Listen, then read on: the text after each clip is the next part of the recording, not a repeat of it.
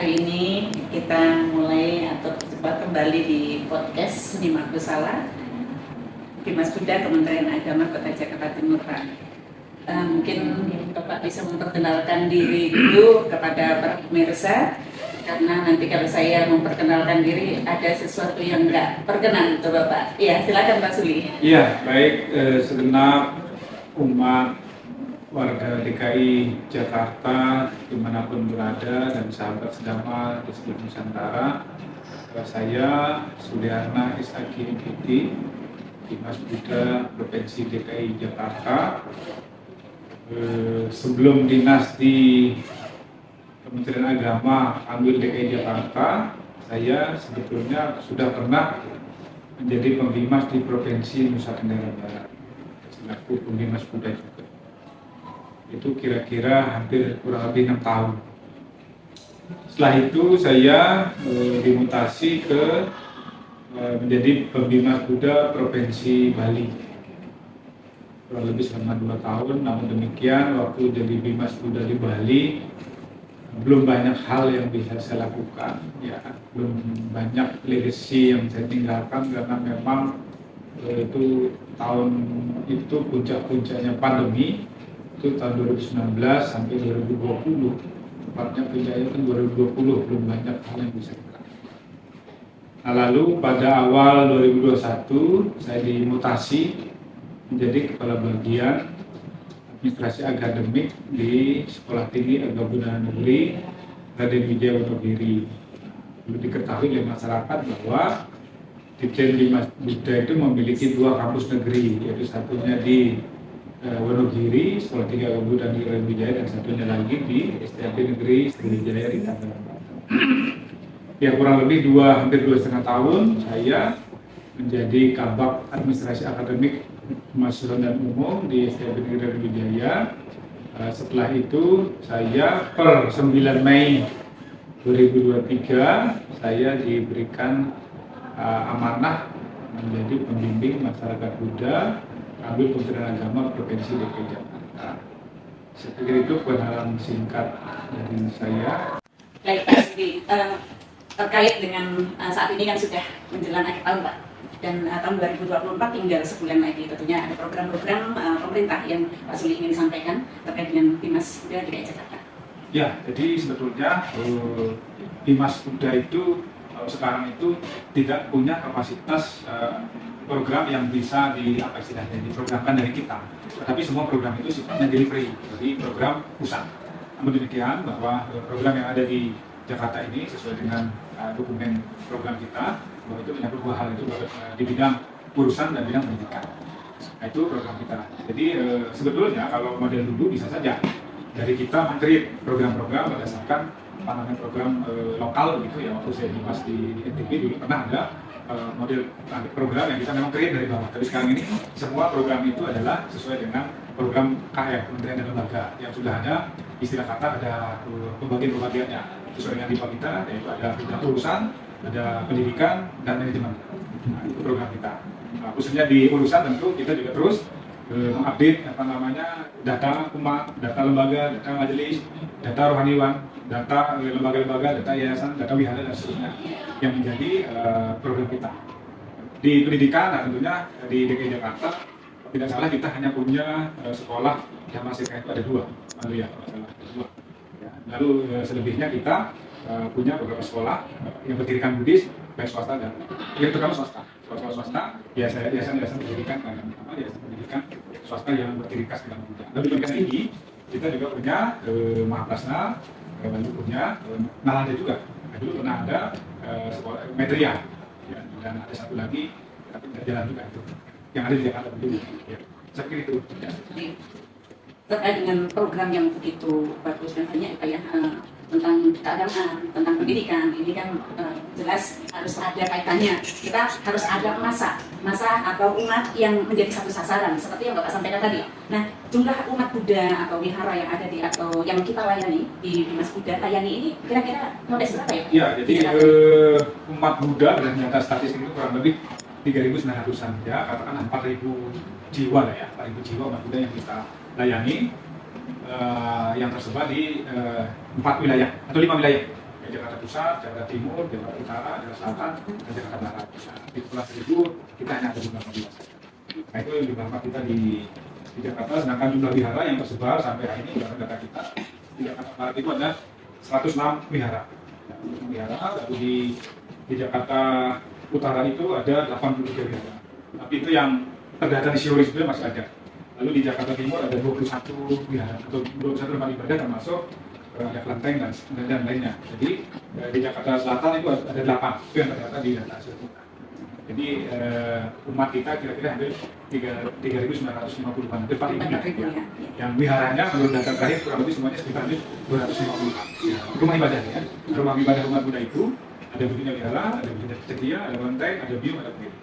Itu potensi rumah ibadah kita yang ada di Jakarta. Dengan jumlah umat yang begitu banyak di kota Jakarta ini tentu banyak juga tantangan ya Pak, atau hambatan yang dilalui yang sudah pernah dijalani pada tahun 2023. Nah kira-kira menurut Bapak apa tantangan dan hambatan yang signifikan untuk kita harus hadapi? Iya, sebetulnya ketika saya jadi di Dimas dari NTB maupun di Bali sangat berbeda dengan di Jakarta. Di NTB katakan begitu kan majelis itu hanya ada 4, ada MI, ada Maulidi, ada Medria, ada sebagian kecil yang tidak aman, ada di Iciran juga ada di situ. Tapi tidak banyak. Di Bali juga ya tidak banyak. Nah tapi kalau di Jakarta hampir semua ada majelis, organisasi-organisasi besar, baik yang ada di dalam Maulidi maupun yang ada di Maulidi, bahkan ada juga di luar dua organisasi. Semua ini menjadi layanan kita, dan kita melayani semua. Melayani dalam hal apa? Dalam banyak hal, yang makanya tanda daftar rumah ibadah, lalu izin operasional sekolah minggu, lalu mengupdate kembali tanda daftar yayasan, tanda lembaga, majelis dan sebagainya. Belum lagi nanti bicara tentang pendidikan, ini juga program yang memang harus kita terus layani. Baik Pak Sudi, terkait dengan saat ini kan sudah menjelang akhir tahun Pak, dan tahun 2024 tinggal sebulan lagi, tentunya ada program-program pemerintah yang Pak Sudi ingin sampaikan terkait dengan Dimas Buddha DKI Jakarta.